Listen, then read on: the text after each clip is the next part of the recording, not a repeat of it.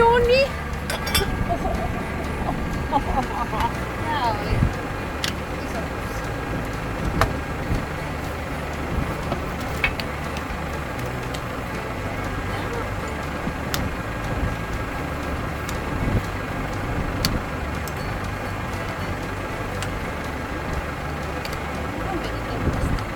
Sitten itse iso pussi, eli oma juhla.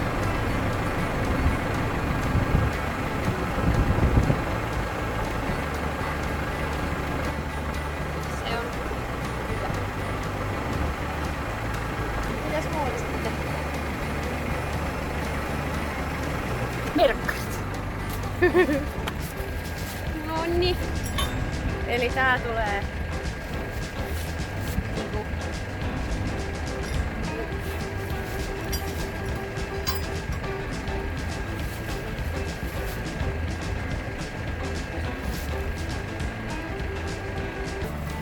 meillä oli tämmönen lisäylläriboksi, mikä ei boksaamatta.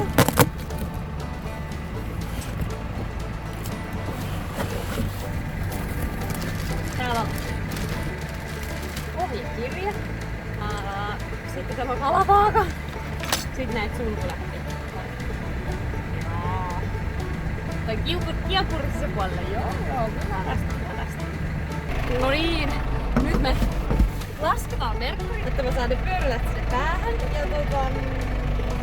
Ja mä sain siis koulutuksen tähän hommaan kyllä. Koska ero viimevuotiseenhan on se, että tätä ohjataan isopussilla ja Metsi sai sen käyttöön opastuksen. Tässä nyt on periaatteessa samat toiminnot, mitä meillä oli siinä G-Visadissa, mutta tässä on vähän enemmän. Ai. Nyt mä laskee.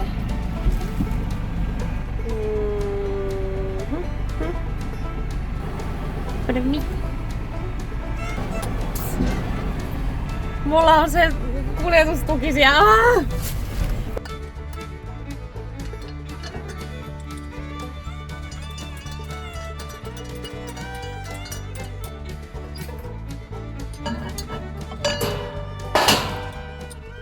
Sitten näitä 12. 5.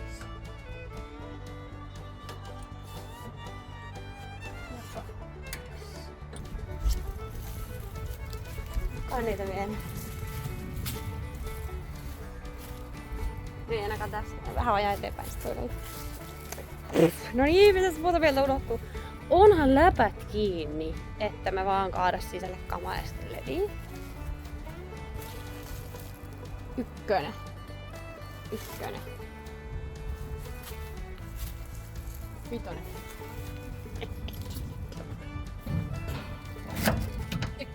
Piensiemen puolenhan pitää aina olla nollassa. Että sellainen sieltä. Laittakaa te sen nollaan! Tästä kuullaan vielä. Missäs taitaa olla tuo? 1. Hyvä. Sitten apulanne. 1. Mucho bueno.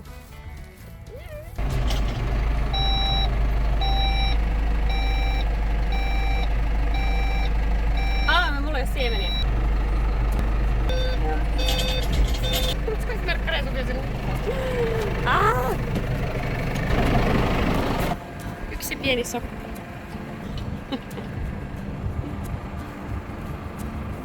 Tässä on joku piua, missä lukee lanta. Lanta. Mikä lanta?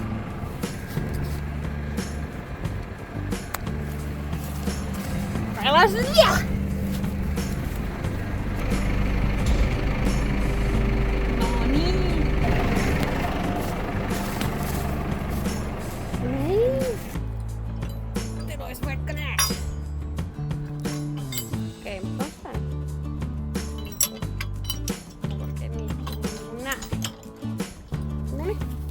Näyttää oikeammalta.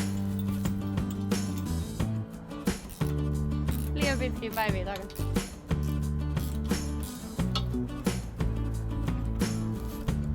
Sitten toinen.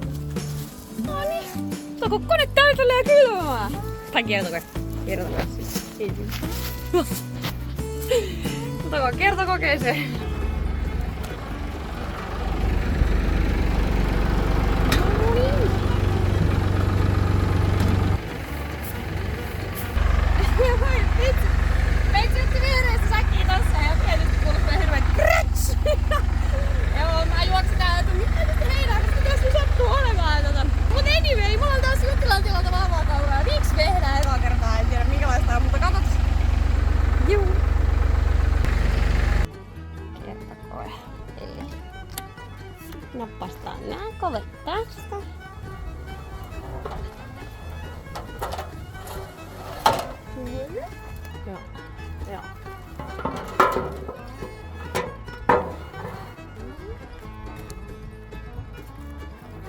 Siinä.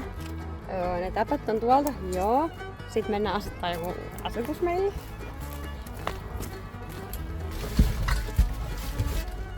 Kirkkaa päivä. Hän käynnistyy hetken.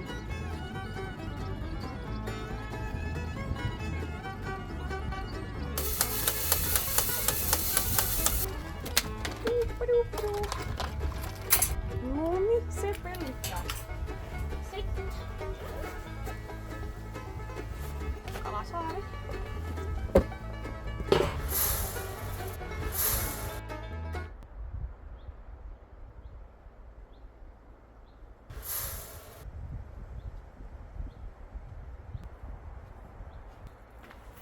Tää näytti ihan päivääristä oikeesti. Mitä mä tein?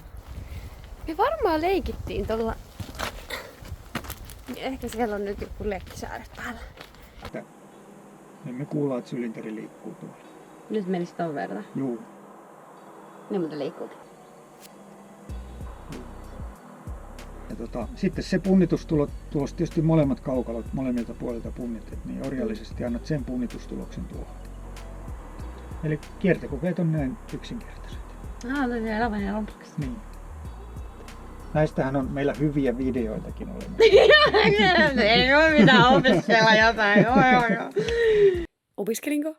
No en, mut hyvä tietää, niin olisi voinut tehdä. Ja tässä on nyt yksi hyvä video siitä lisää. Tästä paljon enemmän kyydiskin. Veitsi teki sen vielä kerran ja nyt saatiin 2,45.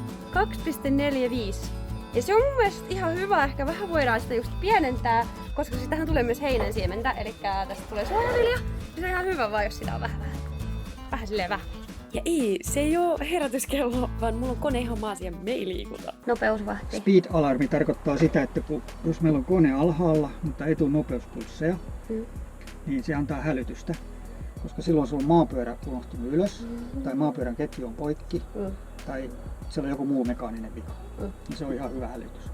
Sitten gearbox-alarmi on taas semmoinen, että me tutkitaan siemenpuolen akselin pyörimisnopeuden suhdetta kardaanin pyörimisnopeuteen. Eli se on joku tukos. Jos sinne tulee joku nopea muutos siihen suurelukuun, sehän ei riipu ajonopeudesta, koska se on suureluku, niin se antaa sulle hälytyksen, niin silloin pitää pysähtyä ja mennä katsoa, että onko vaihdelaatikossa joku vika, mutta se nyt ensimmäiseen 5 vuoteen. Sitten vanhemmissa koneissa joskus.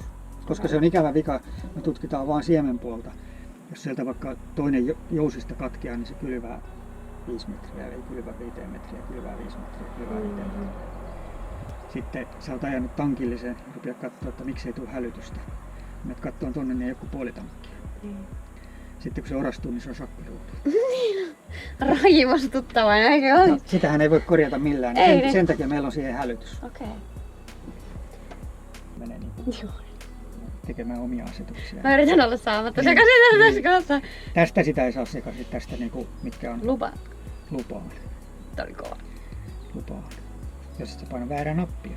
Siis voi tehdä joku väärän toiminnon toki, mutta ei sitä sekaisin. Niin ja siis merkkarin saa pinoon kyllä. Niin, se on totta. Okay.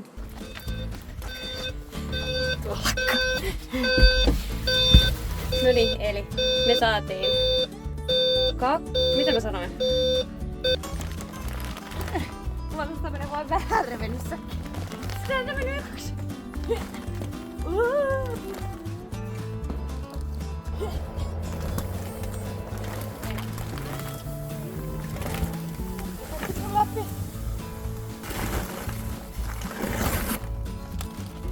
Se.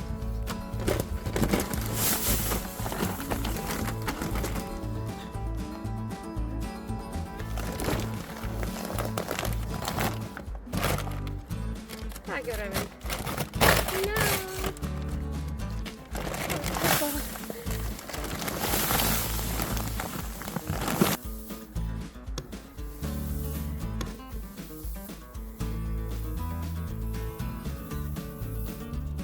Niin, mikä se on meidän heinäsiemenen kohtalo? Mut ei ottaa, eli katso, on tarkka taulukko, niin se on nyt hänessä. Sitten tämä kivi viedään takaisin paikalleen.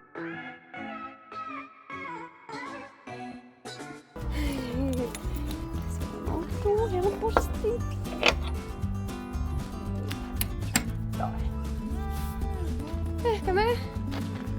Kyllä meinaa nyt koittaa.